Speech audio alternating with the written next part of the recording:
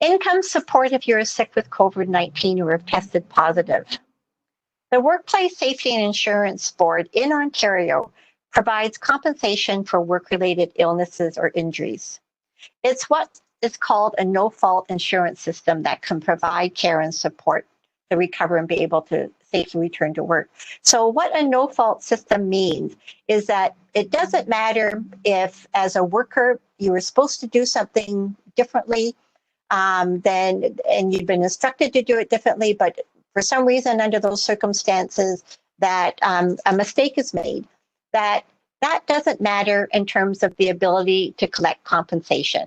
So as a worker, you can collect compensation if there is an error on a worker's part, or if there's an error on an employer's side, that WSIB and compensation is available to you. All farm workers are covered, regardless of status.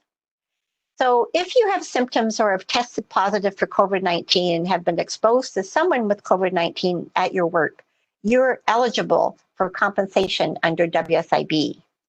This includes income replacement, 85% of your average earnings, and also healthcare services related to your injury or illness, such as physiotherapy or hopefully not surgery, but any healthcare service that you may need. What to do if your employer doesn't support WSIB claim? It's against the law for an employer to discourage, reprimand, or fire a worker for reporting an injury or illness to WSIB. If that happens to you, then you should contact WSIB directly. And there's a 1-800 number to use here, and they have translators, so you can ask to speak to someone in your own language. There's also an email available here. Connecting or reporting to WSIB regarding COVID-19. So once you report your symptoms to your supervisor, that your employer should report this to WSIB. And WSIB has set up a number and an email service specifically to address temporary farm workers who experience symptoms related to COVID-19. WSIB then will give your employer your claim number, and they will also contact you for further information. And this may be done by phone or through your employer. Once WSIB has determined whether you're eligible for benefits, that they will inform you in writing whether the claim has been accepted. And this will be sent to you at the farm, but in a confidential envelope.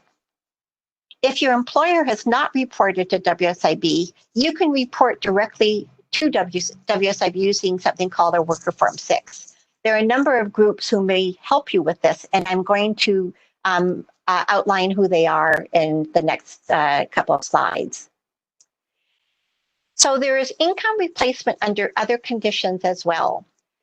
So if you've had a COVID-19 test which was negative, or you've not been tested but have to be isolated, you will still be paid. You should be eligible for either the Canadian Emergency Response Benefit, or you may be eligible for EI. So you have to meet the eligibility criteria for both of these programs. In terms of CERB, it means that you have to have an income from the previous year, and also that if you're going to be quarantined for 14 days, that you won't have an income over $1,000.